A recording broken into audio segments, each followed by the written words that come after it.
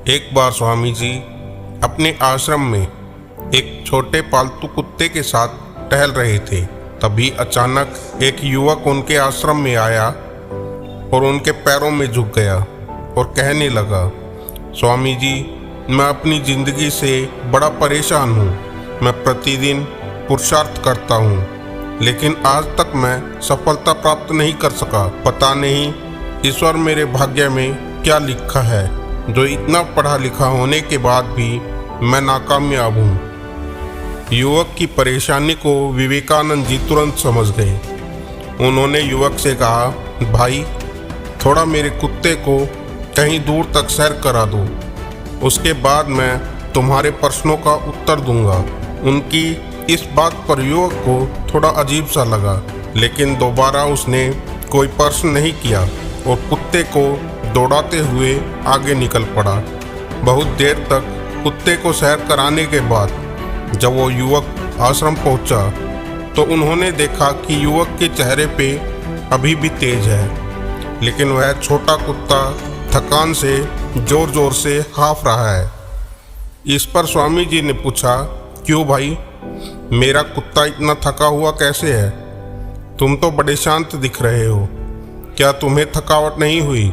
युवक बोला, स्वामी जी, मैं तो धीरे धीरे आराम से चल रहा था, लेकिन यही बड़ा अशांत था। रास्ते में मिलने वाले सारे जानवरों के आगे पीछे दौड़ रहा था, इसलिए एक जैसी दूरी तय करने के बावजूद भी यह इतना थक गया है। तब विवेकानंद जी ने कहा, भाई, तुम्हारे प्रश्नों का उत्तर भी तो यही है। तुम्हारा लक्ष्य तुम्हारे अगल बगल है, वो तुमसे कहीं दूर थोड़ी है, परंतु तुम अपने लक्ष्य का पीछा छोड़कर अन्य लोगों के पीछे दौड़ते हो और इस तरह तुम जिस चीज़ को पाना चाहते हो उससे दूर चले जाते हो। युवक उत्तर से संतुष्ट हो गया और अपनी गलती को सुधारने में लग गया। दोस्तों, क्या आपको नहीं लगता आज हम भी इस कहानी के कुत्ते के समान हो गए हैं, दूसरों को फॉलो करने में लगे हुए हैं। अगर आपका मित्र डॉक्टर है तो आपको भी वही बनना है, यदि आपका मित्र इंजीनियर है तो आपको भी वही बनना है, भले ही उसमें आपकी कोई रुचि हो या नहीं।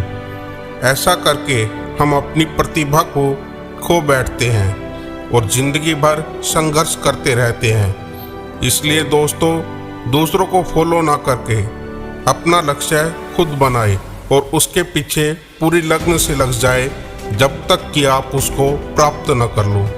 और ऐसा करने पर निश्चय ही आप एक दिन सफल हो जाओगे और अपने लक्ष्य को प्राप्त करोगे।